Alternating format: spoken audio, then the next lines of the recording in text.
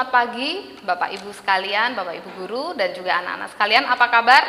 Puji nama Tuhan kalau hari ini kita semua dalam keadaan sukacita, dalam keadaan baik. Itu semua karena kemurahan Tuhan. Sebelum kita memulai untuk ibadah kita pada pagi hari ini, mari kita satu di dalam doa. Mengucap syukur ya Tuhan Yesus untuk kasih rahmat-Mu, pemeliharaanmu yang sungguh luar biasa di dalam hidup kami. Dan saat ini kami siap untuk beribadah, memuji nama-Mu, mendengarkan firman-Mu. Di dalam nama Tuhan Yesus, haleluya, amin. Sungguh indah.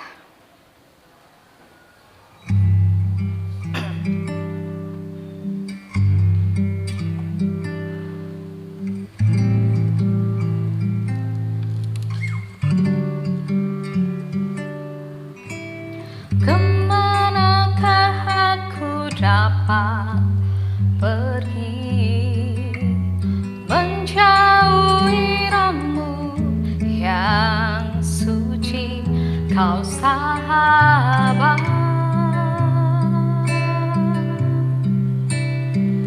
dan Kau dekat.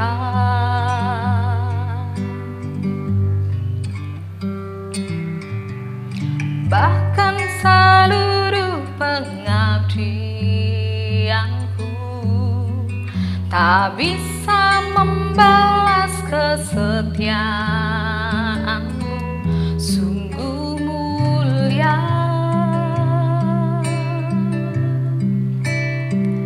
dan berharga.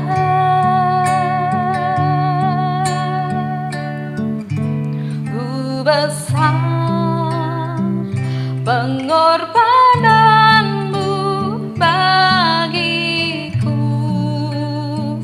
terlalu dalam untuk dimengerti. Sungguh besar,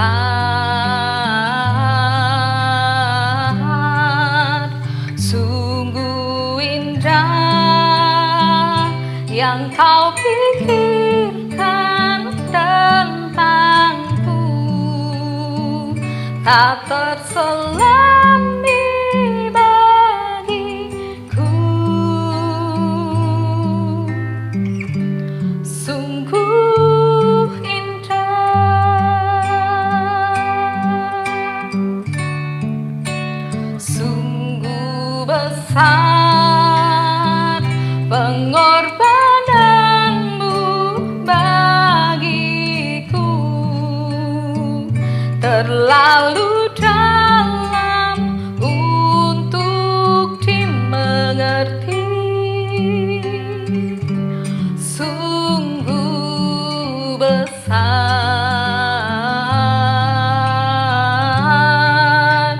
sungguh indah yang Kau pikirkan tentangku, tak terselami bagiku. Sungguh indah, sungguh indah, sungguh indah, sungguh indah.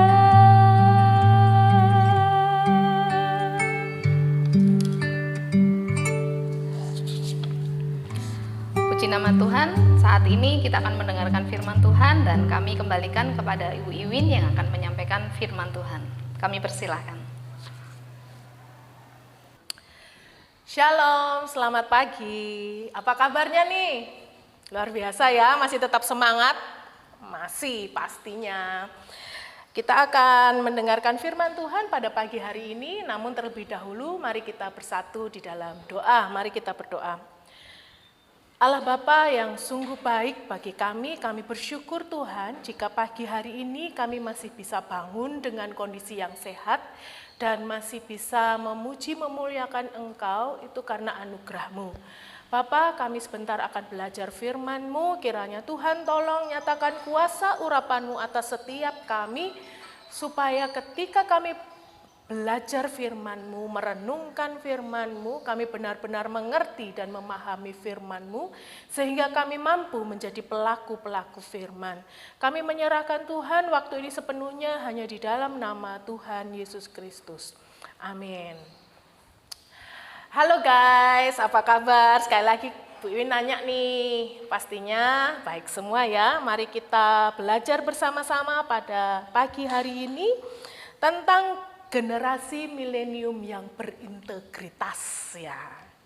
Kita semua sudah tahu kan kalau sekarang ini sudah masuk di era milenium dan generasi sekarang disebut generasi milenial.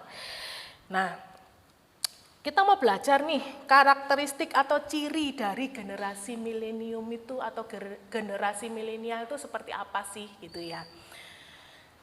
Banyak para ahli mengatakan, jadi para ahli menyebutkan bahwa generasi milenial ini adalah generasi yang sukanya narsis, ya enggak? Narsis.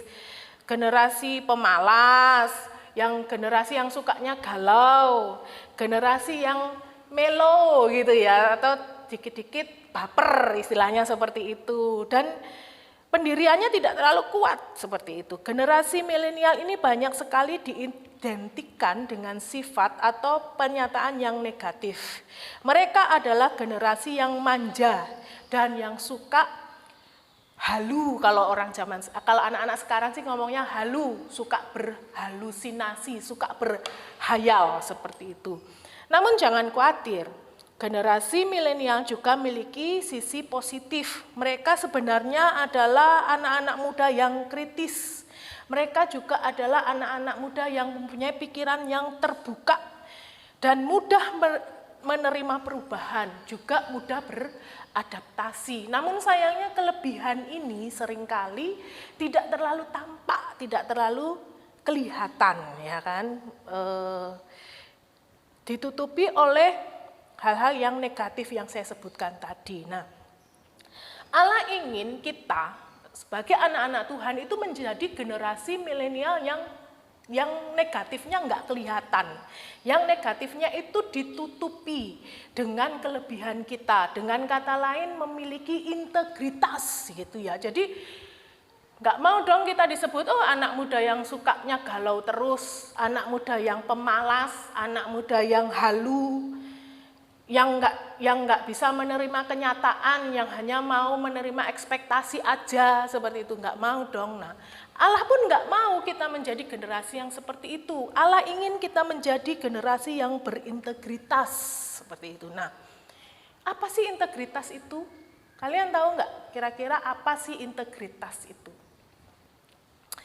Integritas itu kalau saya lihat di Kamus Besar Bahasa Indonesia itu artinya bermutu atau mutu, sifat dan keadaannya menunjukkan satu kesatuan yang utuh sehingga memiliki potensi dan kemampuan yang memancarkan kewibawaan. Jadi generasi yang berintegritas yaitu memiliki wibawa, istilahnya seperti itu. Yang wibawa itu tidak hanya dimiliki oleh orang yang sudah usianya sudah dewasa atau yang sudah mungkin usia ke 50 tahun ke atas, enggak. Tetapi wibawa itu bisa dimiliki juga oleh anak-anak muda, bahkan anak-anak remaja. Karena seperti yang firman Tuhan katakan kepada Timotius muda tetapi dia bisa menjadi teladan. Dikatakan walaupun engkau muda kamu bisa menjadi teladan. Walaupun kita muda, kita bisa mempunyai wibawa. Maksudnya apa sih wibawa itu? Mempunyai, istilahnya apa? Perkataan kita itu punya otoritas. Orang mendengarkan perkataan kita itu langsung percaya. Orang mendengarkan perkataan kita itu langsung merasa termotivasi. Jadi perkataan kita itu berbobot, bermakna, tidak hanya perkataan yang ngelantur, tidak hanya perkataan-perkataan yang istilahnya hoax gitu ya, yang disebut hoax sih, ada setiap kali kita ngomong, alah hoax siku gitu.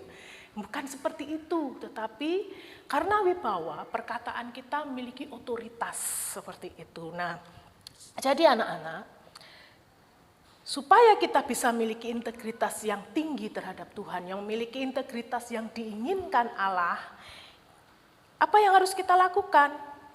Mari kita baca di dalam Matius 25 ayatnya yang ke-13. Matius 25 ayat yang ke-13.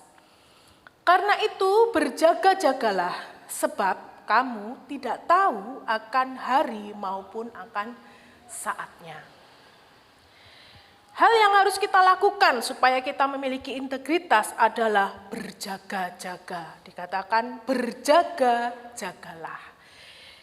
Matius 25 ini, ayat ini bercerita tentang 5 gadis bodoh dan 5 gadis bijaksana. Nah, ada 5 gadis bodoh, itu sama dengan anak muda yang tidak berintegritas. Dia tidak berjaga-jaga, dia tidak menyiapkan cadangan minyak. Mereka tidak menyiapkan cadangan minyak untuk hidupnya. Tetapi dengan gadis yang pintar atau gadis yang memiliki integritas, dia sudah mempersiapkan segalanya. Jadi dengan berjaga-jaga artinya apa? Kita bisa memiliki tanggung jawab terhadap hidup kita.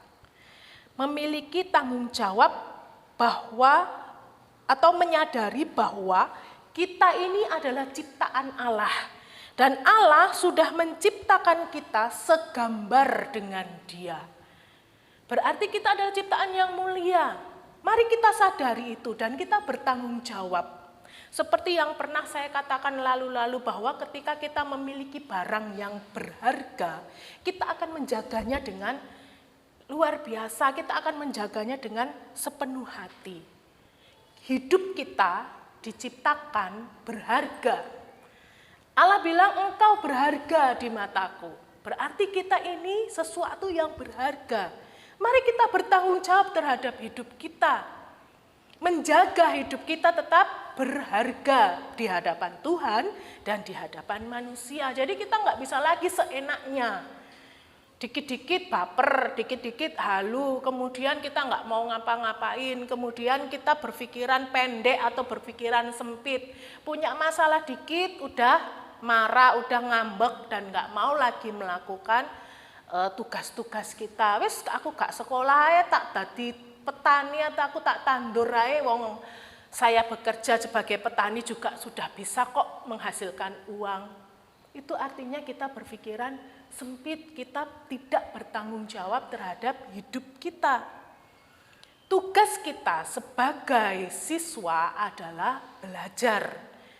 Walaupun secara daring, tetapi kita tetap harus menanggapinya atau kita harus menerimanya itu dengan serius. Itu artinya bertanggung jawab terhadap hidup kita. Kita tetap menjadikan hidup kita berharga. Seorang petani yang hanya lulusan SD dan seorang petani yang memiliki ijazah S1 pasti akan lebih berharga seorang petani yang memiliki ijazah S1. Karena apa? Ilmunya tentu juga lebih banyak yang didapatkan. Cara-cara bertaninya juga lebih modern seperti itu. Jadi mari kita menjaga hidup kita, artinya kita bertanggung jawab terhadap hidup kita. Kemudian berjaga-jaga juga artinya kita mengoptimalkan potensi diri yang sudah Tuhan berikan pada kita. Kita diberikan potensi atau yang lebih sering kita sebut dengan talenta. Setiap kita diberi talenta. 5 gadis bodoh dan 5 gadis bijaksana semuanya diberi lampu dan minyak. Semuanya punya lampu, semuanya punya minyak, itu namanya potensi. Lampu itu potensi yang ada pada kita. Nah, bagaimana kita mengoptimalkannya? 5 gadis bodoh ini karena tidak memiliki integritas, tidak memiliki tanggung jawab, ya udah dikasih lampu, diterima lampu aja, tetapi tidak menyiapkan cadangan minyak. Sementara 5 gadis bijaksana, beda. Dia diberikan lampu, tetapi dia juga menyiapkan cadangan minyak, karena dia tahu, nanti kalau habis saya pasti akan kebingungan, seperti itu ya. Jadi kita juga tahu, saya sudah diberikan talenta. Oh, saya diberi talenta, saya orangnya itu kalau bertani, istilahnya kalau nandur, kalau orang Jawa bilang itu bisa langsung tumbuh dengan baik. Itu talenta, kembangkan talentamu. Tidak ada salahnya kita bertani, istilahnya seperti itu. Tetapi mari kita tidak hanya cukup sampai bertani secara tradisional seperti yang sekarang. Mari kita lebih mengoptimalkan, saya punya talenta bertani. Saya bisa tandur, istilahnya gitu. Saya mau optimalkan, tidak cuma sebatas ini. Saya nanti setelah lulus mau sekolah pertanian supaya saya dapat ilmu yang baru yang bisa saya pakai untuk memaksimalkan potensi yang saya miliki. Atau mungkin saya bisa bermain musik, saya bisa main gitar. Saya kepingin mengoptimalkan, saya ingin meningkatkan, saya ingin memaksimalkan potensi saya. Saya belajar bermain musik dan saya juga belajar untuk nanti saya mau nanti kuliah di bidang kesenian musik supaya saya bisa menjadi seorang musisi yang baik, yang tahu teknis musik bermusik dengan benar dan juga mempunyai soul untuk bermusik. Jadi mari kita mengoptimalkan, berjaga-jaga juga artinya mengoptimalkan potensi diri yang sudah Tuhan berikan. Jangan sampai itu disimpan saja, karena Allah tidak menyukai orang yang hanya menyimpan saja. Masih ingat cerita kisah tentang hamba yang diberikan 5 talenta, 2 talenta, dan 1 talenta? Yang 5 talenta menghasilkan 5 talenta sehingga menjadi 10 talenta. Yang 2 talenta menghasilkan 2 talenta sehingga menjadi 4 talenta. Dan yang 1 talenta tidak menghasilkan apa-apa, dia menyimpannya. Tuhan bilang apa? Kepada yang 5 talenta dan yang kepada yang 2 talenta, Tuhan bilang, baik sekali perbuatanmu, hai hambaku yang baik dan setia. Tetapi kepada yang 1 talenta, Tuhan bilang apa? Engkau hambaku yang jahat dan malas. Jadi ketika kita tidak mengembangkan talenta, kita disebut seorang hamba yang jahat dan malas. Tidak setia diidentikan dengan malas. Jadi mari kita jangan mau menjadi generasi yang malas, yang tidak setia. Artinya apa? Tuhan sudah memberikan potensi, sudah memberikan talenta padamu. Tetapi jika engkau tidak mengerjakannya, engkau seorang pemalas. Dan seorang pemalas, Tuhan bilang lebih baik dibinasakan. Jadi mari, miliki integritas itu supaya engkau menjadi generasi milenial yang tidak hanya disebut generasi yang pemalas, generasi yang cuma bisa narsis, generasi yang hanya bisa galau, generasi yang cuma bisa halu, generasi yang perkataannya hanya hoaks. Tetapi kita mau menjadi generasi milenial yang disebut bahwa generasi yang memiliki kreativitas yang tinggi, generasi yang memiliki perkataan yang berotoritas, yang berwibawa, generasi yang memiliki pikiran yang terbuka, mudah beradaptasi, dan generasi yang disukai oleh Allah kita. Amin. Mari kita akan berdoa sekali lagi. Bapa, kami bersyukur Tuhan untuk firman-Mu pada pagi hari ini. Kami tahu Tuhan, banyak pandangan-pandangan negatif terhadap generasi masa kini. Banyak pandangan-pandangan yang mengatakan bahwa kami adalah generasi-generasi yang pemalas, yang hanya bisa narsis, yang hanya bisa melo, yang hanya bisa galau dan lain sebagainya. Tapi kami mau membuktikan bahwa generasi milenial milik Allah tidak seperti itu. Generasi milenial milik Allah adalah generasi yang memiliki integritas yang tinggi, memiliki tanggung jawab yang tinggi, memiliki otoritas di dalam setiap perkataan kami. Tolong kami Bapa, untuk kami menjadi anak-anak-Mu yang benar-benar memiliki integritas. Kami tidak mampu jika kami berusaha sendiri. Tetapi ketika kami menyerahkan hidup kami ke dalam tangan kuasa-Mu dan mau melakukan kehendak-Mu, kami mampu menjadi generasi milenium yang berintegritas dan yang menyenangkan hati-Mu. Terima kasih Tuhan, kami menyerahkan firman-Mu ini dan seluruh anak-anak kami yang mendengar dan siapapun yang mendengar pada pagi hari ini hanya di dalam nama Tuhan Yesus Kristus. Amin. Nah, puji nama Tuhan, kita boleh dikuatkan oleh kebenaran firman Tuhan pada pagi hari ini dan kita akan sama-sama bersyukur di dalam Tuhan.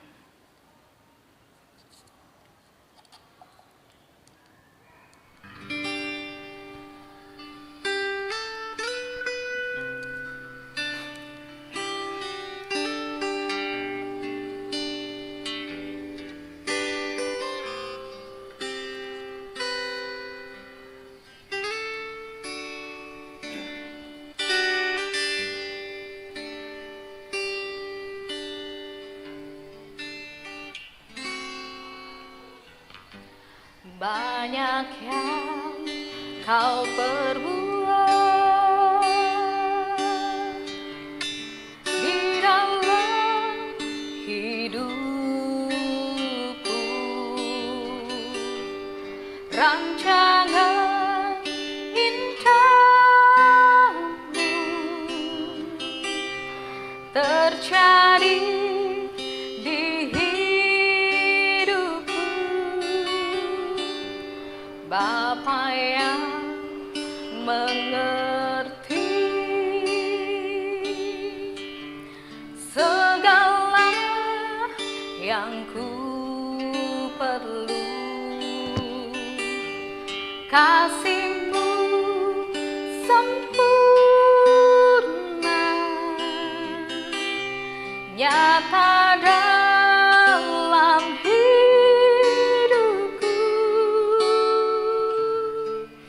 Ku bersyukur Bapa, ku bersyukur Tuhan buat kasih setia-Mu di dalam hidupku. Ku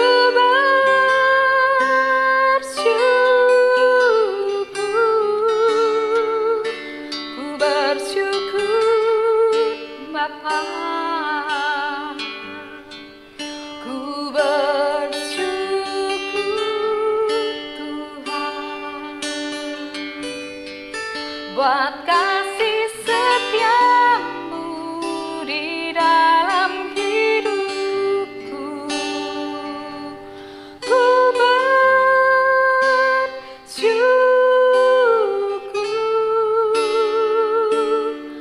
Tuhan.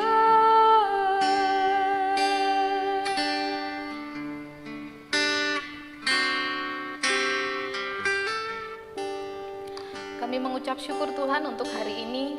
Kami boleh memuji nama-Mu, kami boleh dikuatkan oleh kebenaran firman-Mu.